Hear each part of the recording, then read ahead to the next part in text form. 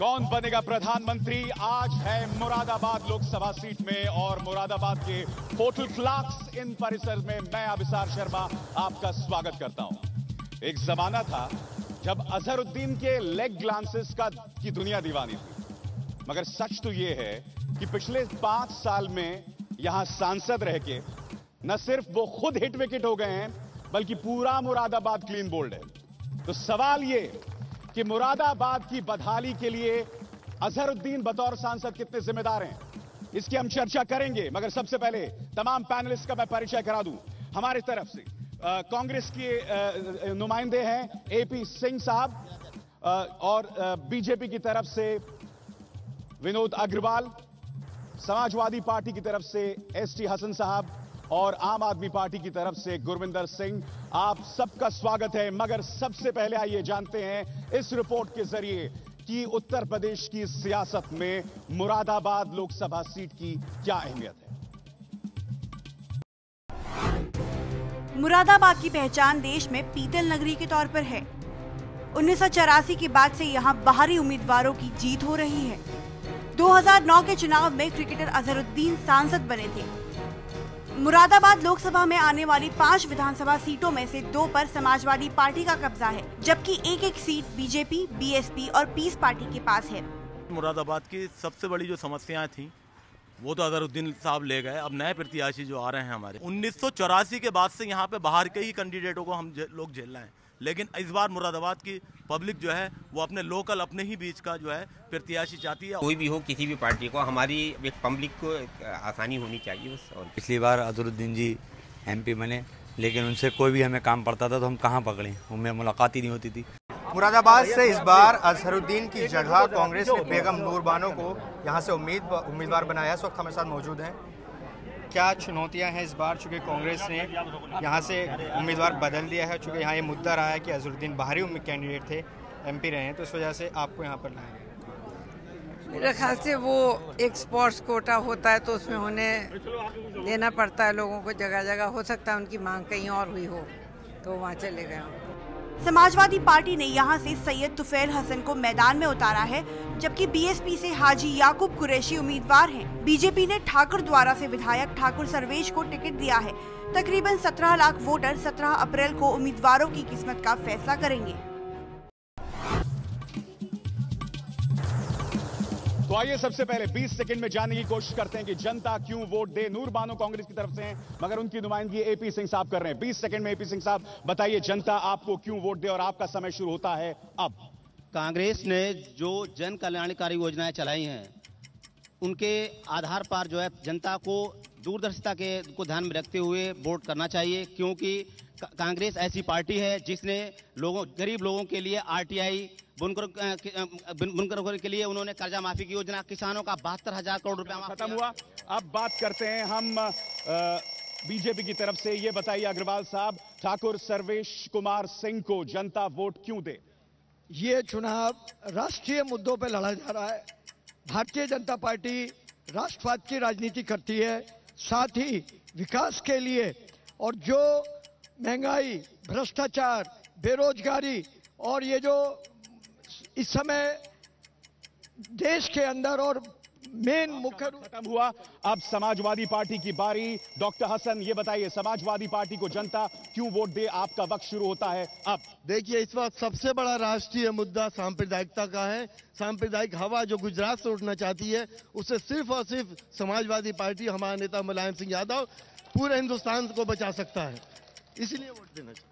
और अब गुरविंदर सिंह आम आदमी पार्टी से, ये बताइए जनता आपको वोट क्यों दे, आपका वक्त शुरू होता है अब। क्योंकि ये पार्टी, आम आदमी पार्टी, इसका उदय हुआ आंदोलन से, और आंदोलन था भ्रष्टाचार के विरुद्ध। भ्रष्टाचार के विरुद्ध जन लोकपाल बिल लाने के लिए ये लड़ाई शुरू हुई थी, और जब इस पार्टी का जन्म हुआ और लोकपाल बिल लाने के लिए संसद में पहुंचना जरूरी है और भ्रष्टाचार के विरुद्ध लड़ने के लिए। आपका वक्त खत्म हो गया। मैं इस जनता से जानना चाहता हूं, सांसद अजहरुद्दीन ने कुछ वायदे किए थे एक यूनिवर्सिटी बनाने का, क्या वो यूनिवर्सिटी बनाई गई? दूसरा सवाल, क्या 20 घंटे बिजली देने की बात की थी अजहरुद्दीन साहब ने, मिला? अजहरुद्दीन साहब महान क्रिकेटर थे, क्या क्रिकेट एकेडमी बनी? एपी सिंह साहब, आपकी तो इतनी दयनीय हालत है कि आप नूर बानो साहब को लाए हैं, जो अपने ही घर से एक बाहरी जयप्रदा से 2 बार लगातार हारी। तो मेरे ख्याल से ऐसा लग रहा है आप तो पहले ही चुनाव हार गए। नहीं, कब ऐसा है, बेगम नूर बानो की जो शख्सियत है और जो उनका ऑब्जेक्टिव है कि मुरादाबाद में हिंदू मुस्लिम भाईचारा कायम रहे, यहाँ पर किसी भी तरीके का सांप्रदायिक माहौल नहीं बिगड़ना चाहिए, इसलिए यहाँ के लोग जानते हैं और समझदार हैं, लिहाजा वो 100% जो है कांग्रेस को वोट करेंगे और बेगम नूर बानो को जिताएंगे। मुझे बताइए ना, मुझे बताइए मुरादाबाद में इस तरह की बदहाली क्यों? मैंने आपके सामने 3 बातें रखी, उनमें से एक भी अजहरुद्दीन ने पूरा नहीं किया, क्यों? नहीं, मुरादाबाद में अजहरुद्दीन ने कहा था कि मैं स्टेडियम बनवाऊंगा, तो उन्होंने 1.5 करोड़ रुपए स्टेडियम के लिए लगाया है। मुरादाबाद का पूरी पब्लिक गवाह है, वहां लाइट नहीं लगे हुए हैं। आप जाकर के देखिए जी। नहीं, अगर 1.5 करोड़ रुपए स्टेडियम में लगा, कहां लगाया है? वो उन्होंने 4 लाइटें जो उसमें लगाई थी, स्टेडियम बनाने की बात करी है, ना कि वो लाइट लगाने की। लाइट तो नगर निगम, हम प्रतिदिन इस 1 साल में 5000 लाइटें लगा दी हैं हमने। अजहरुद्दीन ने जनता का जिस तरह से मोहभंग किया है, जाहिर सी बात है बाहरी लोगों पर क्यों विश्वास करे? मुरादाबाद तो बार बार बाहरी लोगों पर विश्वास करती है हसन साहब। लेकिन इस बार मुरादाबाद बाहर के लोगों पर विश्वास करने नहीं जा रही है। अजहरुद्दीन साहब की सबसे बड़ी कमाई यही है कि मुरादाबाद में से वो गायब रहे, और ये इतिहास याद रखेगा मुरादाबाद का कि 5 साल चिराग लेके ढूंढते फिरे, वो नजर। ये तो बताइए सिंह साहब, अजहरुद्दीन पिछले 5 साल में कितनी बार आए? ऐसा है, अगर कितनी बार आए? अजहरुद्दीन जो है जितना संभव हो सका उनसे उन्होंने विकास किया। अच्छा, मुझे एक बात बताइए, एक मिनट, मुझे एक बात बताइए, यहां कुल वो 6 बार आए पिछले 5 साल में, ठीक है, नंबर 1। नंबर 2, संसद के अंदर उन्होंने जानते कितने सवाल पूछे? 0। जानते उन्होंने कितनी डिबेट्स में हिस्सा लिया? 0। और यही इस लोकसभा सीट की जनता का मुस्तकबिल है, 0। तो मैं आपको बताना चाहता हूं कि वो क्रिकेट थी इंटरनेशनल, उनकी इमेज थी और उनकी अपनी व्यवस्था। मुझे एक बात बताइए, मुझे तो हमेशा स्टूडियोज में दिखाई दिए, और एक मुझे बात बताइए, कौन सा क्रिकेटर मुरादाबाद से निकला है? एक पीयूष चावला है, उसने भी अलीगढ़ में जाके ट्रेनिंग ली। समी अहमद जो है मेरे अपने हिंदू कॉलेज का प्रोडक्ट है, हिंदू कॉलेज का प्रोडक्ट रहा है। क्या जिम्मेदारियों से बचते रहे लगातार अजहरुद्दीन? इसीलिए मुरादाबाद में दोबारा लड़ने की उन्होंने हिम्मत नहीं की और यहां से चले गए। एक स्पोर्ट्स एकेडमी की बात की थी, 5 साल तक हम तरसते रहे, और हम इस बात का विश्वास दिलाते हैं कि हमने मुख्यमंत्री जी को लिखा है कि आचार संहिता के बाद यहाँ पे स्पोर्ट्स एकेडमी का इनकाद। मेरा सवाल फिर वही, अगर जनता इतनी त्रस्त है तो बार बार वो बाहरी लोगों को क्यों वोट देती है? जी, इसी बार लोग जो स्थानीय उम्मीदवार है उसके ऊपर अपना दांव खेलेंगे और स्थानीय उम्मीदवार को ही वो जिताएंगे। ऐसा लग रहा है बीएसपी की तरफ से याकूब कुरैशी साहब वो मेरठ से हैं, यहां पर भी मोहतरमा मैडम नूर बानो जो हैं वो भी रामपुर की हैं। लेकिन हमने जिस उम्मीदवार को उतारा है विमल को, वो स्थानीय है और एक कार्यकर्ता है। ये खास बात है कि एक कार्यकर्ता को भी एक वोट देने के लिए उम्मीदवार बनाया जा सकता है। जवाब दीजिए सिंह साहब, यहां पर बहुत से मुद्दे हैं और आप लगातार घिर रहे हैं। यहां पर मैं आपसे भी जानना चाहता हूं, कुछ लोगों के जहन में आशंकाएं हैं, मसलन बीजेपी की तरफ से ठाकुर साहब जो हैं, अब उनकी जो छवि है उनको लेके व्यापारी लोग सुना उनसे बहुत डरते हैं कि अगर वो आए तो व्यापारियों की बहुत मुश्किल होने वाली। ऐसा है, 5 बार से वो लगातार विधायक हैं और इसके अलावा मेरे सवाल का जवाब नहीं हुआ ये। मैं आपसे सुनिए ना अग्रवाल साहब, जवाब तो दीजिए। व्यापारियों से उन्हें बैठक क्यों करनी पड़ी? उनकी छवि दबंग की क्यों है? गलत। वो सर्वेश कुमार सिंह इससे पहले चुनाव में 2,54,000 वोट ले। वो मेरे सवाल का जवाब नहीं है। क्या सवाल से बच रहे हैं? क्या उनकी छवि को लेकर लोगों को चिंता है? बहुत ज्यादा चिंता है। उनका एक क्रिमिनल रिकॉर्ड है, माफिया है, और लोगों को बहुत सख्त परेशानी है कि अगर वो सांसद होगा तो क्या हशर होगा मुरादाबाद का। रिकॉर्ड नहीं है साहब, ये गलत है, झूठ है, और कोई क्रिमिनल रिकॉर्ड नहीं। वो 5 बार से लगातार विधायक है और उससे बड़े-बड़े। ये बात तो सही है, ये बात तो सही है। ठाकुर का कोई उनका कुमार सिंह का कोई क्रिमिनल रिकॉर्ड नहीं है। मगर आप अपने बारे में एक मिनट आप समाजवादी में और दूसरी पार्टियों से आप मुझे बात बताइए डॉक्टर हसन, आप अपने बारे में बताइए। आपके बारे में कहा गया कि आप आया राम गया राम हैं। आप बीएसपी चले गए, हाँ, और फिर वापस आप समाजवादी पार्टी में आ गए, तो आप पर जनता क्यों विश्वास है? देखिए, उस वक्त मेरा टिकट कटा था, मैं आवेश में आकर दूसरी पार्टी में चला गया, मुझे बुलाया गया था, लेकिन मुझे अपनी राजनीतिक वफादारी कहाँ गई? ये मुझे अपनी गलती का एहसास हुआ। सुबह का भटका अगर शाम को घर आ जाए तो भटका हुआ नहीं। आपके साथ दिक्कत यह है डॉक्टर साहब कि आपकी छवि लोग कहते हैं कि बड़ी साफ सुथरी है, मगर आपके नगर निगम में लगातार भ्रष्टाचार होता रहा और आप कुंभकर्णी नींद सोते रहे। मेरे पीरियड में, मैं जिस वक्त नगर निगम में था, भ्रष्टाचार सबसे कम हुआ। क्या ये बात सही है? साहब, बात ऐसी है, भ्रष्टाचार के विरोध में हमारी तो पार्टी का उदय ही भ्रष्टाचार के विरोध में हुआ।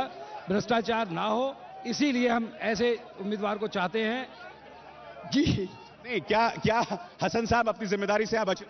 ऐसा है, ये हिंदुस्तान है और प्रत्येक डिपार्टमेंट में प्रत्येक जगह, चूंकि ये मुद्दा ही, ये चुनाव ही भ्रष्टाचार पे लड़ाया जा रहा है और भारतीय जनता पार्टी भ्रष्टाचार के मुद्दे को लेकर ही चुनाव लड़ रही है। चलिए, हम आपको बता दें कि आज दिन भर एबीपी न्यूज का रथ मुरादाबाद में था और हमने जनता से कई मुद्दों पर उनकी राय जानी। मैं स्पष्ट कर दूं कि ये पोल वैज्ञानिक नहीं है, क्योंकि हमने एक रैंडम सर्वे किया लोगों से और उस सर्वे के उस हिसाब से हम आपको बता दें, हमने लोगों से पूछा कि प्रधानमंत्री पद की पसंद कौन है। हमने उनके सामने 4 नाम रखे। तो मैं सबसे पहले आपको बता दूं कि मुलायम सिंह यादव को मिले हैं 5% वोट्स, बीएसपी की मायावती को मिले हैं 10% वोट्स, राहुल गांधी को मिले हैं 9% वोट्स और मुरादाबाद इस पोल के हिसाब से, मैं स्पष्ट कर दूं, इस पोल के हिसाब से नरेंद्र मोदी को मिले हैं 76% वोट्स। तो सवाल ये कि क्या मुरादाबाद में वाकई नरेंद्र मोदी की लहर? नहीं, मुरादाबाद में नरेंद्र मोदी की कोई लहर नहीं है, बीजेपी की कोई लहर नहीं है, समाजवादी पार्टी की कोई लहर नहीं है।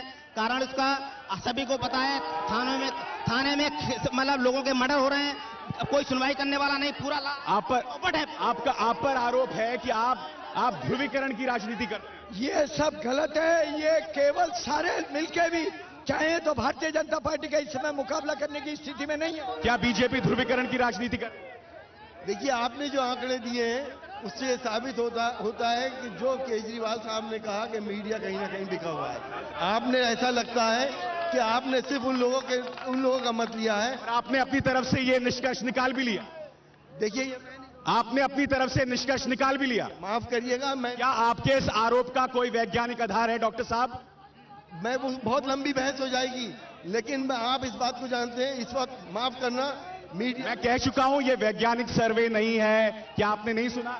चलिए जनता के पास चलते हैं, जनता के पास चलते हैं और जनता की राय जानते हैं। जी आइए, खड़ी होइए। जब 2009 में चुनाव हुए थे तो मैं 18 साल का था, तो मैंने देखा कि मंदिर मस्जिद में चुनाव हो रहे थे। अब जब 2014 है तो मैं जब 23 साल का हो गया हूं, तब देख रहा हूं मोदी की लहर है, कांग्रेस, ये कोई विकास की बात क्यों नहीं करता? युवा है, we want a secular candidate, harmony, हमें लॉ एंड ऑर्डर चाहिए। विकास के लिए कौन है आपके हिसाब से, कौन है आपके हिसाब से जो विकास की बात करे? देखिए साहब, पीस पार्टी अगर मुरादाबाद के अंदर सांसद जीतता है तो विकास होगा, क्योंकि पिछले 66 सालों से मुरादाबाद के अंदर कोई विकास नहीं हुआ है। हमने यहाँ कांग्रेस सांसद भी जीता है, हमने समाजवादी के सांसद भी जीता है, कोई विकास नहीं हुआ। हमारे बीच जो समाजवादी पार्टी के प्रत्याशी हैं वो पिछले 5 साल और भी लोगों से। जी अभिसार जी, मैं एस साहब से जानना चाहता हूँ कि मुजफ्फरनगर में जो दंगे हुए, मुलायम सिंह यादव मुसलमानों को मसीहा कहते हैं अपना, जो बच्चे मरे, उनके लिए क्या किया है इन्होंने? ये संगीन आरोप है, ये संगीन आरोप लगातार लोगों पे। चलिए और भी लोगों से राय जानते हैं। जी बोलिए। मैं एक बात कहना चाह रहा हूं आप लोगों से, ये जो बीजेपी वाले हैं एक बात वो लगा रहे हैं, जो मेयर साहब जो है, मेयर साहब के जो पति हैं वो यहाँ पर हैं, वो मेयर साहब की फाइलों पे खुद साइन कर रहे हैं, इनसे ये पूछा जाए। बहुत गंभीर आरोप है। चलिए और भी लोगों से जानते हैं। मैं शिक्षा विभाग से एसोसिएट प्रोफेसर रिटायर्ड, सबने अपनी अपनी बात कही है, किसी ने ये नहीं कहा कि विश्वविद्यालय यहाँ बनाया जाए। मैं विद्यार्थी जीवन, अजहरुद्दीन साहब ने वादा किया था आप लोगों को, हम विद्यार्थी जीवन से ये देख रहे हैं और विद्यार्थी जीवन पूरा हो गया। शिक्षा जीवन 39 साल नौकरी कर ली, विश्वविद्यालय नहीं बना। हमें ऐसा कैंडिडेट चाहिए जो देश का विकास कर सके, हम लोगों को सबको साथ में लेकर चल सके। ऐसी पार्टी केवल कांग्रेस पार्टी है जिसने आज युवा भ्रष्टाचार से जूझ रहे हैं और हमारे सैनिक मारे गए, वहाँ पर इतना भ्रष्टाचार हो रहा है, इसका जवाब कौन देगा? आराम से इन उम्मीदवारों से किसी मोदी जी का आने में सांप्रदायिकता बढ़ेगी, मोदी जी का आने में हिंदुस्तान खंडित हो जाएगा। और समाजवादी पार्टी कांग्रेस को हटाना चाहती है हिंदुस्तान की जनता और हिंदुस्तान। आराम से चलिए, कुछ युवाओं से भी आप बताइए। I am Rupali from mass communication. मैं रूपाली हूँ, मैं जर्नलिज्म की स्टूडेंट हूँ और मेरा क्वेश्चन है, मैं सारे राजनीतिक पार्टी की कदर करती हूँ और सबकी इज्जत करती हूँ। मेरा क्वेश्चन ये है कि वो गर्ल्स के एम्पावरमेंट के लिए क्या करें कि हम उन्हें वोट करें। हम यूथ हैं और हम चाहते हैं कि हम किस लिए वोट करें। गर्ल्स के एम्पावरमेंट के लिए मैं ये जानना चाहती हूँ कि सब लोग उम्मीदवार तो तैयार हो गए हैं, लेकिन अभी तक ये घोषणा नहीं हुई है कि वो हमारे लिए करने के वाले हैं। तो हमें ये जानना है कि क्या करेंगे। सामने आइए, जल्दी आइए। सर, मैं जानना चाहता हूं कि आखिर कब तक भारत में जातिवाद के नाम पे ये राजनीति होते रहेगा। बहुत अहम मुद्दा है। मुरादाबाद की इंडस्ट्री 4 लाख कारीगर यहाँ पर लगे हुए हैं। आज तक यहाँ के उन 4 लाख कारीगरों की बदहाली का जिम्मेदार कौन है? बहुत अहम सवाल है। एपी सिंह साहब जो पीतल के कारीगर थे, उन्होंने अपील की थी अजहरुद्दीन साहब के, उनसे 84 करोड़ का जो कर्जा है वो माफ किया जाए, क्योंकि बाढ़ ने बर्बाद कर दिया था उन्हें। मगर अजहरुद्दीन साहब ने उससे अनसुना क्यों कर दिया? नहीं, उनका जो आंशिक रूप से कर्जा माफ भी किया गया है। माफ किया गया हसन साहब, माफ किया गया कर्जा? मुझे तो नहीं लगता कोई कर्जा माफ नहीं हुआ है, और क्योंकि ये प्राइवेट बैंक का, नेशनलाइज बैंक का कर्जा है, ये कर्जा माफ नहीं किया जा सकता। गवर्नमेंट अपने पास से दे इसको। गुरिंदर साहब, माफ किया कर्जा? नहीं, माफ नहीं हुआ। माफी की तो अभी भी डिमांड चल रही है, लेकिन हो सकता है ये कह रहे हैं कुछ आंशिक रूप से कुछ किया हो तो किया हो, लेकिन माफ नहीं हुआ। ये अगर कुछ किया होता तो ये कारीगर और बाकी लोग सब शिकायत क्यों करते? इसका मतलब हुआ ही नहीं, बिल्कुल नहीं हुआ इस चीज का। नहीं, स्टेट गवर्नमेंट फेल हो चुकी है, लाइट है नहीं, लॉ एंड ऑर्डर है नहीं,